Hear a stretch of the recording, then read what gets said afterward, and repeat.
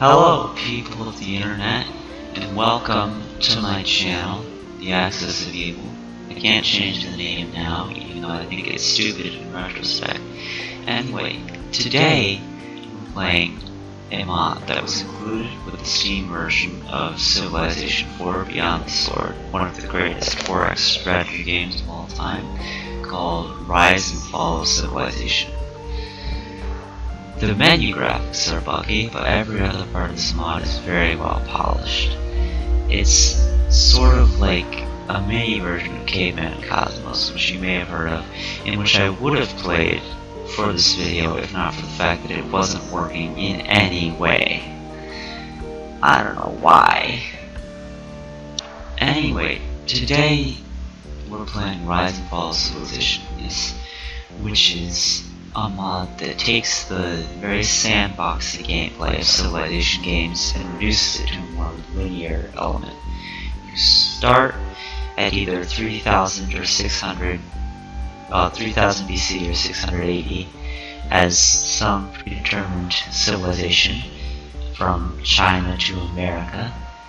And if you start as a civilization that didn't start at one of those two times, it advances time until you get to that point. And then throughout the game, various new civilizations will appear and events will happen that cause you to fall behind and move ahead in accordance with how real history played out. The challenge then is to change the course of history. For example, as China to become a world power instead of just being isolationist like China was in real life up until modern times. Anyway, I'm going to pick one of the civilizations that starts at the start, and I'm going to play from 3000 BC because I feel like just being horrible to you and making a really long series that I never keep up with. Hopefully, this does actually include everything I said it did. It might be confusing it with a different mod called Rise of Mankind, which I don't know if I can get to work on this. But here goes nothing. Alright, so you can see the selection. Got the Egyptians, who get the war chariot and the obelisk, which are pretty great. Power of the Pharaoh, get some hereditary rule and slavery there, just in case you wanted to do that. You know, enslave all the Jews or something. And then every civilization has some historical victory goals, which are one of the ways to win. They're some of the best ways to win because they're usually easier to accomplish than killing everybody else, or having those points or whatever. Rather, you simply have to accomplish these three goals, like the culture and wonder goals for the Egyptians, and you win. And then you can see the ratings for various things here, which are good. You know, figure out what's up. You can see also the rating for starting situation, because you always start in the same place and with the same things when you start as a civilization.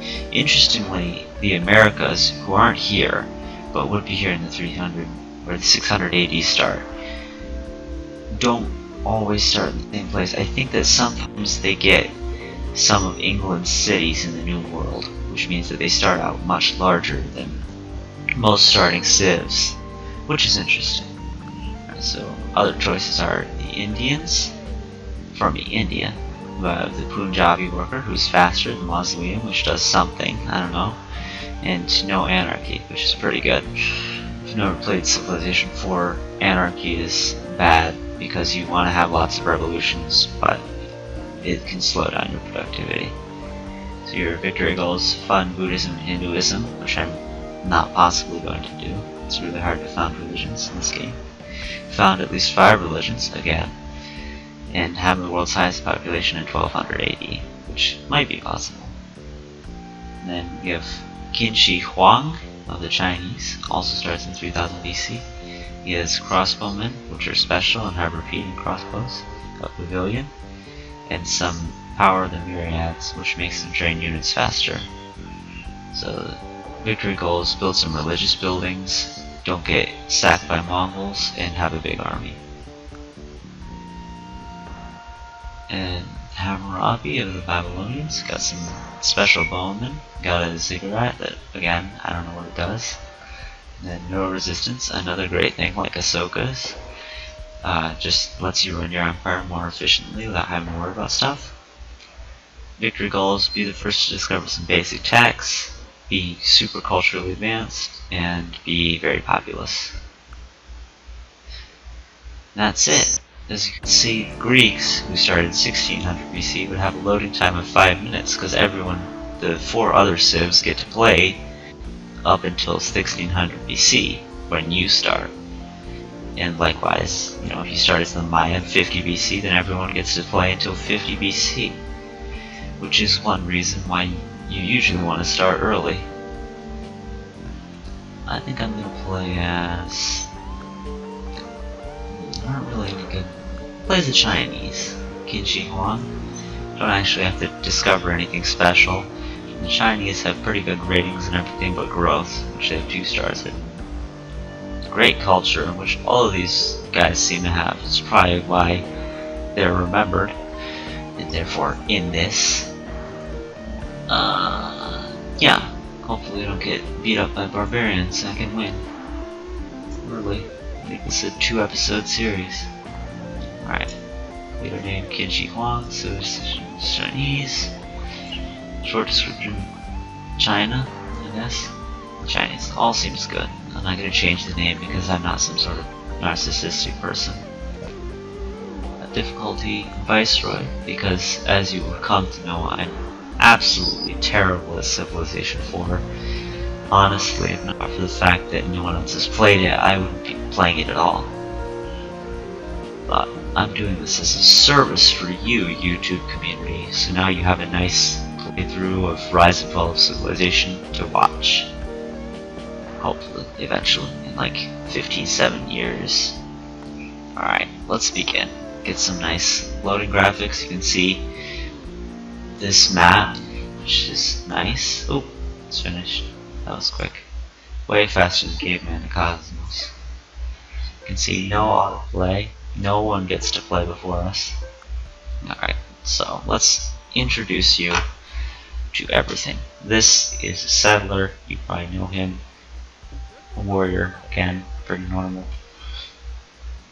Your flag, the scoreboard, 12 points, 0 out of 3 victory goals, and stability rating, which is a special thing this adds. If your stability rating gets too low, which you can do by building lots of cities, then rebellion breaks out and generally bad things happen.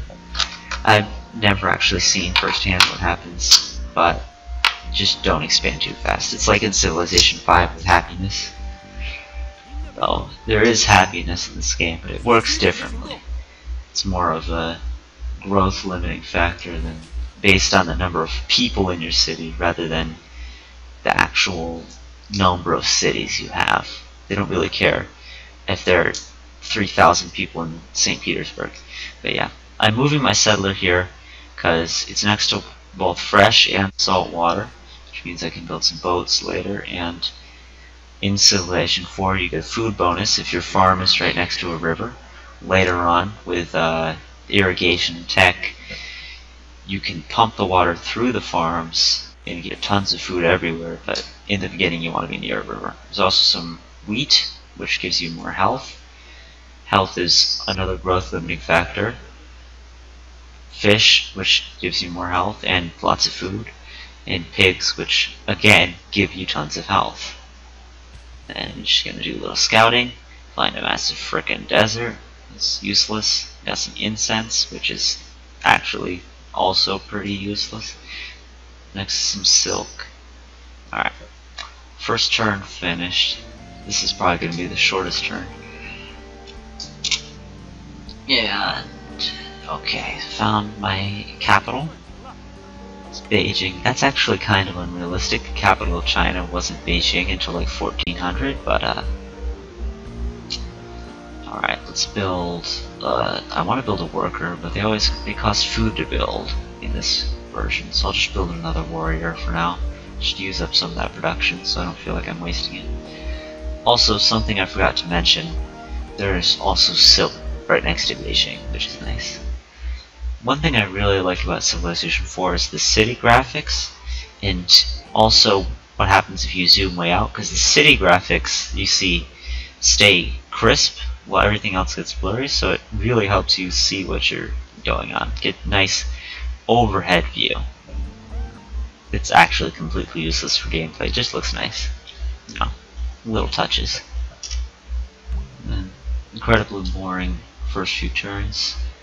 I think I'll go for fishing, because it's got some fish. And keep scouting. In an early game there usually aren't that many barbarians, though sometimes they're like animals and things that can eat your warriors somehow. I guess they're just really terrible warriors who can't fight like a cow or something. I don't know. Terrible.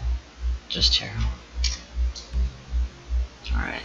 And then we got just more exploring. This is really the most boring part of the mod. Once other people show up and Mongols show up and say, oh, we want all your cities, and meet the Indians and they say, oh, we want all your cities to follow our religions, it gets more interesting. But for now, got fishing. Give a man a fish and you feed him for a day. Teach a man to fish and you feed him for a lifetime. That reminds me of another anecdote I've heard. Light a man a fire and you keep him warm for a night. Light a man on fire and you keep him warm for the rest of his life. That's some black comedy, because again, that seems like what you YouTube people want. Good. Workboats, strangely, don't cost food to build. Presumably, workers are just like really hungry all the time, so they cost a lot of food. I don't know. I mean, are there more workers in a unit than a warrior? So you have to sacrifice population? This doesn't seem really realistic. I mean, I guess, no, not really, because you're sending people out to kill and be killed.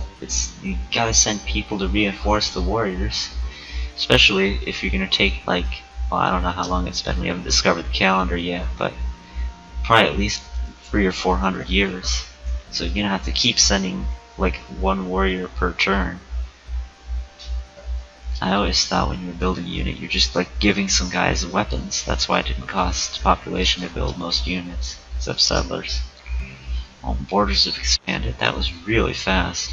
Found another ocean, lots of rivers and some sheep. That might be a good place to build a city. Yeah, more boring turns, unfortunately. I was hoping to just show off the most amazing thing you've ever seen, but unfortunately, this probably won't be the most amazing thing you've ever seen. Let's get that. Animal husbandry, and take advantage of more of the resources. Keep moving. Just, I don't want to move too far away from the city. Oh, looks like the Indians probably founded Hinduism. I don't think other civs can win the historical victories. I hope they can't, because it might be like I'm like building all my super empire and then suddenly it's just like India wins because they have lots of religions. It's like, what the heck, game? I was playing. That's why I usually don't like to turn on the time victories or the stupid culture victories, because like you don't have any control over the situation. Someone can just win, and it's like, oh, I thought, well, I hope you weren't having fun, because now he's won and the game's over. Alright, keep exploring around this bay. I forgot what it's called. It's got some name, I don't know. There's a feature in Caveman to Cosmos, which I probably will play eventually, once I get it to work, which actually procedurally names things. It's very interesting. You usually end up with ridiculous names and way too many notes and things on the map, but sometimes it creates good storytelling opportunities, which is a nice thing to see, because Caveman to Cosmos is usually a very simulationist mod. It's all about like those lichen burners. You have to burn lichen to prevent ants from infesting your log houses that you had to build with raw timber and freaking clay. Very complicated. One turn from animal husbandry, many more turns from something interesting. Hopefully we find some goody huts or something where someone spawns in. Got some, I don't know. Really, I just wish I could build a worker without feeling like oh, yeah, horses. I will just build a worker now. Why do I have 50 frickin' workboats in the queue? You see the worker eats most of your, well, all of your food. Quite annoying. I don't know, slavery either, we can't like enslave people. Force them to work for us. Still cost food, of course, because slaves apparently are also very hungry. It's only been 16 minutes. I'm only 14 turns in. It's slower than Civilization V, this mod. Some mysticism, which lets us build a circle and a statue. Very nice for making all of these people who don't live around us like us. Mason, I don't have any stone. Archery would give me access to some nice units. The wheel isn't really worthwhile. I'll get writing. Writing's always good. Let's do some science. Science is good as China. It's good as every Civ, but it's especially good as China. Oh look, it's Korea. Korea's very small. I mean, you can tell, but Korea's very small. This map is a little bit disproportionate. Buddhism has been founded again by the Indians. I don't really care. As long as I don't found like half of the world's religions or whatever. More than half. There's only like 7 religions in this game. Though, unlike in Civilization V, they're all the same. They all do the same thing, but you also can't like customize them, but it's more like you get real religions and then they're just all the same because they don't want to make a statement about any real religion. You also discover them through texts instead of faith points, which is interesting. Personally, it's about the same to me. They're both cool systems, but there are many other things in this game that I like a lot more than Civilization V. Like, for example, the fact that, you know, if you build your city in the middle of a massive swamp, people are actually going to not like that. And things like that. It's not like just, oh, we have tons of incense, it doesn't matter that everything is terrible here. No. Got some rice in Korea. Might be a nice place to found our second city. Kind of hard to get them to connect up, but. And then there's Japan. These workers can see over hundreds of miles of ocean to Japan. But not workers, warriors. But yeah, that's very impressive, especially since we haven't invented any kind of optics. I guess they're just really good at seeing. It's probably why it takes so long to make them. You gotta breed people to be super far-sighted. It's not something you can do in an afternoon. Well, I mean, no. Not until you discover genetics, anyway. For some reason, the workers have decided to go all the way around. Oh, is that a... No, it's a plane. Why are you... Oh, well, I guess you've done it now. Oh yeah, writing. You can get open borders. Again, we haven't met anybody, but... Some archery. Still waiting on those workers. Come on, workers. I'm getting real bored. Still don't know what time it is. By time, I don't mean this time. As you can see, it's rather late here. I mean, what date it is in the game. Oh, finally. It only took like 300 years to build this farm. Hopefully that doesn't take a ton. It takes 8 turns to build a farm. Yeah, it seems some top quality realism there. Whatever. I didn't play this mod so I can complain about it. Well, I mean, maybe a little bit, but not mostly. I played it because I consider it to be a fun mod-ish, even if you don't You win. must throw the arrow Alright, which will Shogun result against takes it. iron and machinery. Hopefully we have those. I know there's iron in Japan. Both in real life and on this map. Horse archers. We have horses, but we don't yet have horseback riding. Longbowmen, which requires feudalism, because as you know, you have to oppress the peasants before you can make your bows bigger. And then archers, which doesn't require anything, and gets some bonuses, which is nice. Let's get sailing. Yeah, let's get sailing, because if I want to build a city in Korea, then I can just trade along the coast, and so Korea can get the wheat and the horses and the pigs, and I can get the rice and the incense and the dye and the deer. Sorry if it's kind of hard to understand what I'm saying. Alright, well, you can't upgrade these guys. I think you need iron to build spearmen, I guess. Hang on, let me see. I don't know. Yeah, you need copper or iron to build spearmen. You know, I'm not sure what spearmen unlock before you unlock copper or iron. I'm fairly sure the tech that unlocks spearmen, which is hunting, is actually a prerequisite for... No, it's not a prerequisite for iron working, I guess, or bronze working. I guess that's fair. It's just a little silly. And as you know, silliness cannot be tolerated. Maybe a little silly. Wow. I wish people would make sillier mods sometimes. You can't direct the wind. It's all serious. It's all like, oh, it's a fantasy world. Everyone's gonna die, and it's gonna be so sad. Don't you wish you could just use your amazing skills in Civilization IV to save the universe again? I don't know. Oh, farm's done. So much better than I expected. And as you can see, it's if you look in the little, I can't see any point. You look in the little box down in the lower left, you can see it's irrigated, which gives it even more food, making it yet a better farm. I could build another farm. No, I don't have calendar yet. As you can see, I can't see the date. I could build a pig, or build a pasture on the pig. What should I get? Oh, tons of production for that horse. Apparently horses are good for building things.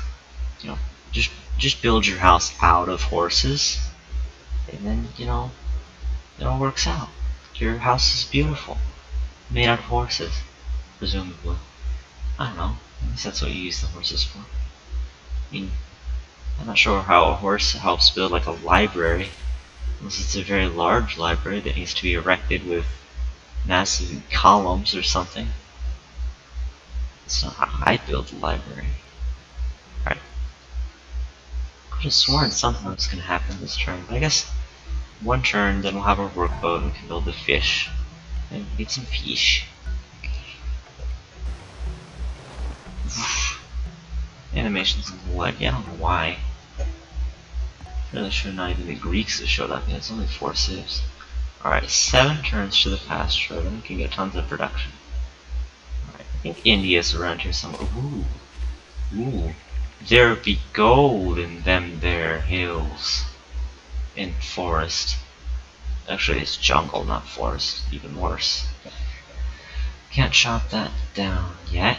We don't have any bronze or iron, and as you know, there was no wood cutting before the metal tool. As you know, it's obvious to any scholar that chopping down a tree really takes a copper tool as opposed to some sort of stone tool. Please. It's not like people literally invented the axe before copper. I guess the whole concept of a tech tree is kind of not realistic because technology doesn't develop along an ordered path, but yeah, I know I said in the channel description I'd be yelling at you, but you know, there are other people in the house. I can't just yell. Gotta be quiet. By quiet, I mean talking at a normal volume, or else you wouldn't be able to hear me at all. Alright, got some walls, got some aqueduct, which requires math, pyramids, and the Great Lighthouse. Oh, we can build a quarry for all that stone we don't have. I sound a little bitter. It's because there's no good techs. Ever. No tech. No tech is good. Why can't I move in it? Can we not move in the jungle? No, I can't move in the jungle. Huh. I guess that's realistic. I mean, as you know, the jungle is full of deadly jungle spiders that will just eat a man alive. Or something. Who knows? I presume it's jungle spiders. It seems like the most obvious explanation as to why these guys with clubs can't move into that forest. Because that forest has greener trees. Also, why are all these pine trees in like Vietnam? I didn't know Vietnam had lots of boreal forest. Again, I'm not actually a cartographer or a botanist or anything, but I am taking AP history and I know a fair bit about this period. Oh yeah, trained a warrior. Now we can go get eaten by animals twice as efficiently. Okay, monument walls. What should I build? Let's vote on it. Let's put it to a vote in the comments. Just kidding. I have freaking more tolerance for this. I just keep playing. Right until like 9:30, I'm thinking. Hopefully I'm recording. If I forgot to record, that would be really silly. And by silly, I mean annoying. You know, there's just an intensifier in front of annoying, of course, but again, other people. Library. The extra production from the horses should let me build it faster. Alright, reinforce the warriors. Steadier cricket bats. Men who may be attacked by some sort of vicious owl. Or something. I say or something a lot. It's probably because I don't exactly know what's in the game, so or something is an accurate description of what could attack us. Oh, goody hut, finally. I guess they like bananas. There's just a giant banana tree in the middle of the village. It is entirely seemly. Can check on this forest, can build some axes. Homer's talking about how great bronze spears are, apparently. No. I personally don't really like the sight of intestines and guts spilling all over the place.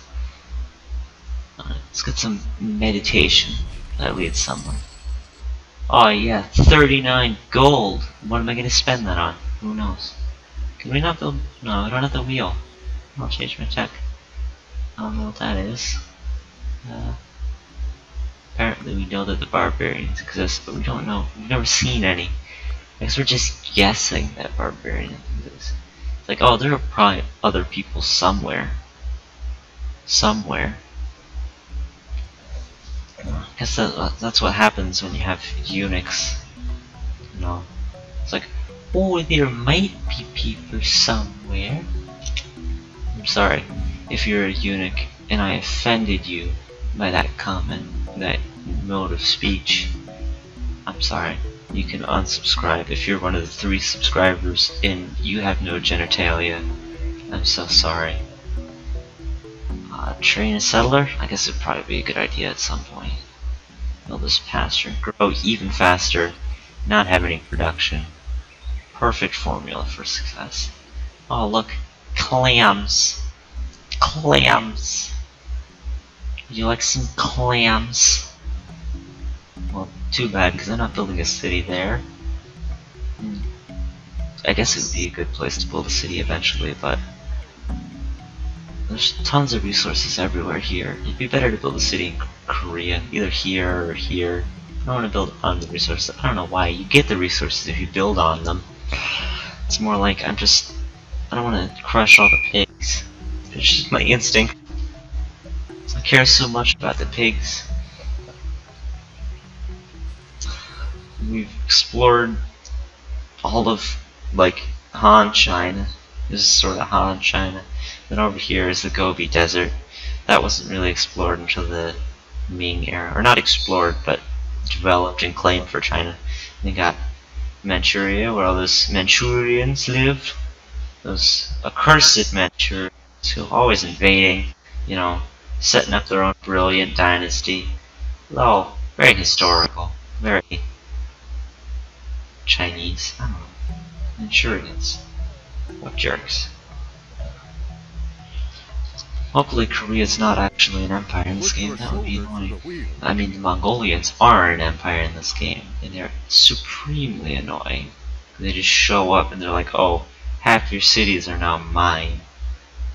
Yeah, I can build some roads, get some horses. Because you have to build routes to the resources, which is a little realistic.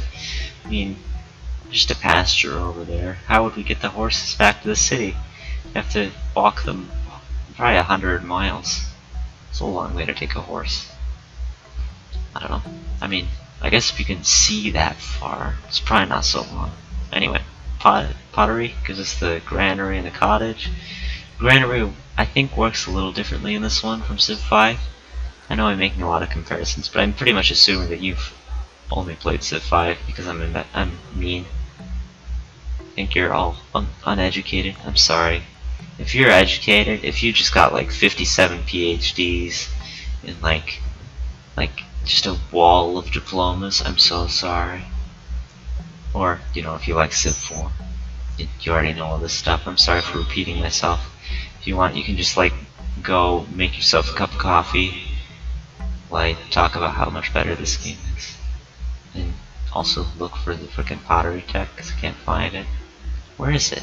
Oh, it's there. How did I not research that? Am I just stupid? Yeah, so granary stores food. It's like the aqueduct in Civ 5. The aqueduct in this just gives you more health. It also gives you health from grain, which makes sense because it's a grain storage building. It stores grain, so it give you health from grain. Somehow. It makes grain better. Health is like a combined measurement of how sanitary your city is and how much food you have per person. So your health goes down per person, and if it gets above the amount of positive health, or unhealth goes up, and if it gets above the amount of positive health you have, it's from like fresh water, mountains, and forests, and things like that, then you get a malus to food, which will make your city grow slower. There's no real penalty to having negative health other than that. It doesn't give you like unhappiness or negative stability. But it does make like giant green stink lines appear above your city, and you know, that's enough reason not to have it, because it's super ugly. It is 9:23. Do you know where your package is? I know where my package is. I'm sorry, that came out wrong. But yeah, my package is at the door. Just kidding. I want to deliver this packages at 9:23. I want to deliver them at 9:22. That was a terrible joke. Hath not the potter power over the clay to make one vessel unto honor and another unto dishonor? Well, arguably no. That's more of a cultural decision. But anyway, you know, whatever. Romans. The Romans who wrote that book of the Bible, presumably. I don't know. It was written about Romans. I've never read the Bible. Polytheism. Gets more than one God, you know. I'm not sure what people, I guess, spiritual worship. I think by this era, the Bronze Age of China, they pretty much had their belief system worked out. Like, they didn't believe in gods. They just believed in, like, philosophy. I don't know. I mean, reading in the history textbook, it seems like the Chinese never really worshipped as such. They just had very strong traditions as far as Confucian philosophy and filial piety, things like that. Strange. I mean, not strange. Chinese people aren't strange. It's just like unconventional. Right, build a road. There, I'll build a road right there, so you can get some horsies. Very small horses, or regular sized horses. Who knows? The interesting thing about warriors is that even though they only have one movement point, and trees and hills reduce movement by half, they can still move through trees and hills. Though it would be very annoying if they couldn't move through trees or hills at all, because then you wouldn't even be able to explore. Not at all similar are the race of the immortal gods and the race of men who walk upon the earth. Well, judging by that picture, they're at least a little similar. I mean, obviously they were all made out of marble. That's why the statues are all made out of marble, but you know, they look like people other than that. And then got some nice Doric columns here. That's what they're called. I guess. They're nice. They look pretty, according to architects. Personally, I prefer like some brutalist architecture, but unfortunately that won't be discovered until the 90s. And we haven't discovered the calendar yet, so we won't even know when the 90s are. So annoying. And some priesthood. Some of those notorious priests from China. I don't know of any priests from China. Like famous one. I don't know any priests from China either, but that makes sense. I don't think I know anybody who's actually from China. I know people who are Chinese. I don't know anybody from China. Sorry if I'm revealing a lot of personal information. I'm just incredibly bored and hoping that eventually I actually meet someone and can make fun of their weirdness. Oh yeah, we're exactly in the middle. That's why we're called the middle country, because we're in the middle. And the Greeks have shown up finally. I guess it's 1600 BC. Sort of makes sense. I mean, 51 turns, that's a long time. It would be a long time. It didn't take so long to research anything anyway. Freaking menu, exit. I guess do I have to click on this first? No, I don't want to take control of the Greeks. I'm perfectly happy as the middle country. You know, it's like being the middle child. No one respects you, but in the end, you end up killing everybody else. You're consuming their flesh. You don't have a middle child here. I don't know how that really works. Middle child, post your experiences consuming the flesh of the innocent in the comments section. You know, if you're a middle child and you just want to share your story about how you consume the flesh of your family, please don't hesitate to post a comment. Anyway, cottages, growing hamlets, it's cool. Honestly, it's usually better to build a farm, especially once you get civil service or whatever gives irrigation. Civil service in Civ 5, but I don't know what it is in this. That still requires a road. You have to build a road on the borders. You can't just build it next to them. So, another few turns. Also, Beijing has stopped with literally one turn left on that settler. How annoying. Just get a granary, and then build a settler. Ah, queued it up. Unfortunately, as I didn't lose anything, really. Well, hopefully Beijing grows. Oh yeah, Beijing has grown to level 7. It's a level 7 city, you know. You gotta deploy those epic city strats. I know no strategies for this game. I mean, I know the strategy of, you know, like build the right things on the right tiles, but I pretty much just play it by ear. I don't have any kind of build order or super competitive PvP epic strats. YOLO. Other word. Oh my goodness. Finally, we figured out how to build a place where people kneel down and prostrate themselves to some deity. Oh, mathematics, we know how to chop wood. Let's get cheap text. Cheap texts are good. Cheap text lets us get more points. Yes, the points! They do something. They don't actually do anything. They just represent how good you are. And by how good you are, I mean they don't represent anything. The AI will get a lot of points, and especially in this mod, because like Greece starts out with like tons of spearmen and phalanxes and things, but it doesn't mean anything at this stage.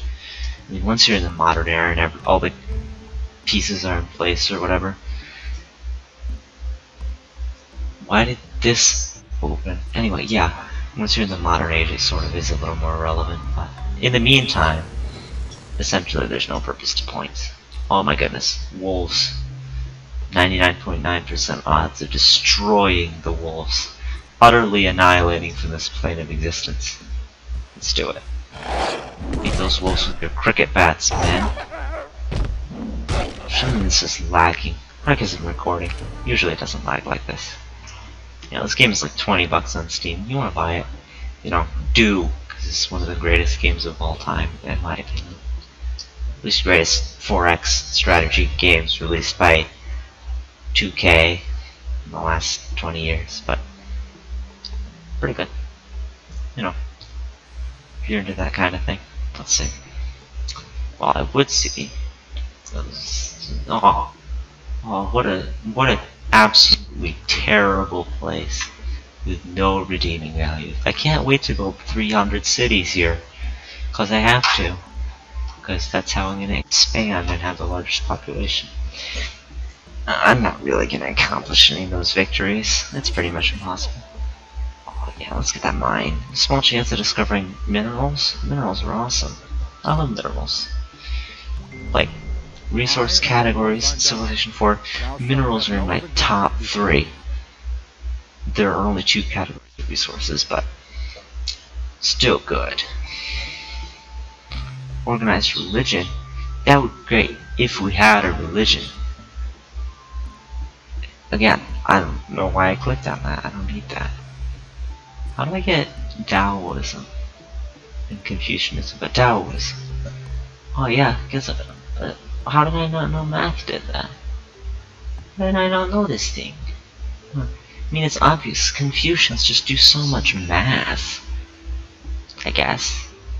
I don't know of that being a major tenet. I mean, I guess the ordered rules of mathematics are similar to the ordered rules of Confucianism, but only in the sense that they are rules. I mean, that's like saying that, like, English class is a church. It's so different. It's such a different perspective on reality. I don't know. Oh, purple people, presumably India. I mean, purple people, presumably Pakistan. It's a truly amazing alliteration.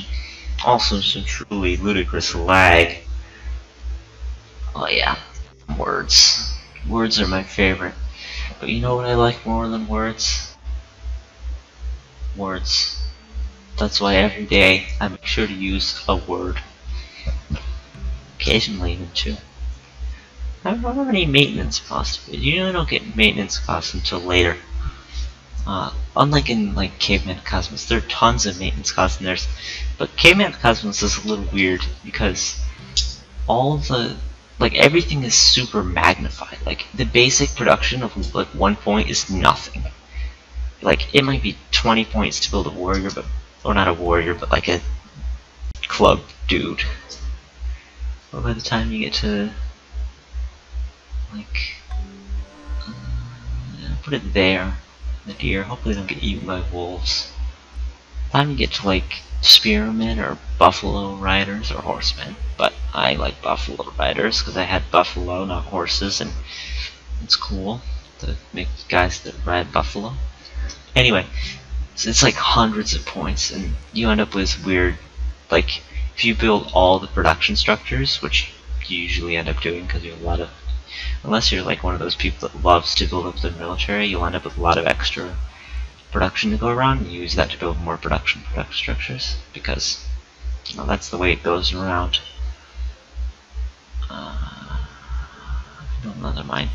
Anyway, yeah, you end up with huge overflows and like 50 coins every time you build something just because it overflowed. It's a little bit silly, and I know I say that about a lot of things, but it's ludicrous, it's ridiculous.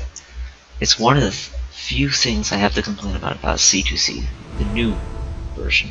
Oh yeah, classical era, got some pagodas, got some other things. Can we get guys without cricket bats? We can get guys with massive catapults, but we still have not figured out how to build a weapon other than the cricket bat. We have figured out how to write a nice glyph on a page with a bamboo pen and make a nice lantern to go next to our candle. I don't know. And maybe it's not a lantern, I don't know. Maybe like a teapot? I don't know. Oh yeah, let's convert to Confucianism. Sure, why it would cause anarchy. We didn't have a religion before. Now we have a religion. Wouldn't that cause like reverse anarchy? Wouldn't it be like, oh yeah, religion is great. Or meditation is important for religion because it lets you build dudes. You can sleep. Just take a nap for a couple 100 years while I build other stuff. Oh yeah, China converts to Confucianism. Probably the most realistic thing we'll do. It might be interesting to have like little cities. Oh no, that's what they did in Civ V. I guess that made sense. Have like little city-states, like the little city-state of Korea. Admittedly, Korea is not a city-state, but like a little one city-state of Korea on this map, so that you don't have to colonize Korea yourself, because that's not really realistic in real life. China sort of just like annexed Korea from the people who are already living there, / influenced them with their Confucian ideals, but it's more realistic than having to march guys over there and say, build a city, because that's not how it happened in real life. Generally speaking, everyone went there was supposed to. Also, realistic city names, very nice. Names a city based on where you are. I'm gonna build a warrior, because unlike in Civ, if cities can't defend themselves, apparently the civilians will just put up no resistance. Like a dog walks in, dog's not allied with you, well, guess we gotta surrender. We're beaten. I know when I'm beaten. It's when a dog shows up, apparently. Not a dog, a wolf. Wolves are scary, as you know. They can convince an entire city to surrender and be burned to the ground. Anyway, Pyongyang is connected. That's great. Pyongyang's not a Chinese city. It's a... Hello, Ahsoka. You have a wrinkly face. Probably because you're about 2,000 years old. Anyway, yeah. You're Ahsoka of India. You want peace and happiness. I'm always afraid that I'll accidentally declare a war, because war is selected when you get to the menu, so if you just like hit enter by mistake, then you're at war, and then they refuse to talk to you, and it's like, oh, we're at war forever, basically. Right, I look for years of peace. Let's see what we can trade. Nothing. I could give them Pyongyang, but I don't know why I wouldn't. Or Pyongyang, even. Good. Got some open borders. Improve relations. Also, those are some very large pairs. What are our odds against those pairs? 23.1%. Great, we're screwed. Guess we won't be. We're attacking across it. Oh yeah, you killed the barbarian bears. Apparently, the bears have formed an alliance with the barbarians somehow. Presumably. Build that. Oh yeah, calendar. First discovered found Taoism. Perfect. Another thing that isn't a religion, but counts as a religion in the game. Woodsman. Unfortunately, Woodsman does not let you go through forests faster, like it sometimes does in Civ. It doesn't in Civ V, but that's because they changed the way promotion works. Not every unit's going to get a lot of promotions. But I sort of wish Woodsman made you better going through forests. It would make sense. Also, for some reason, we're paying 2 upkeep. We're paying upkeep. Pyongyang? Is Pyongyang costing us upkeep? Even? Expenses. City maintenance. Why would it be city maintenance? Cities, I guess they have to maintain themselves, but... Anyway, reduce science. There we go. Gonna get a free tech with the Oracle anyway. Probably use it to grab Dow. I don't know, maybe not, because we didn't get any overflow or anything. Anyway, exploring. Interestingly, there's not really much advantage to upgrading scouts, because scouts are weaker and more likely to get eaten by bears. And also, they're not any faster. They just get better results from goody huts. And while goody huts are nice, I only found one, and it was in Vietnam. Probably not going to get a goody huts in the middle of Mongolia. Since Mongolia wasn't actually very inhabited until the sort of Central Asian nomadic people moves in. And then they just decided, you know, I feel like winning a domination victory this game of real life, so I'm just gonna conquer everybody in the world. Genghis Khan is basically, like, his name is like a declaration of war on the rest of the world. He's like, I am the universal ruler. It's literally my name. You know, bow down to me or die. Interesting story.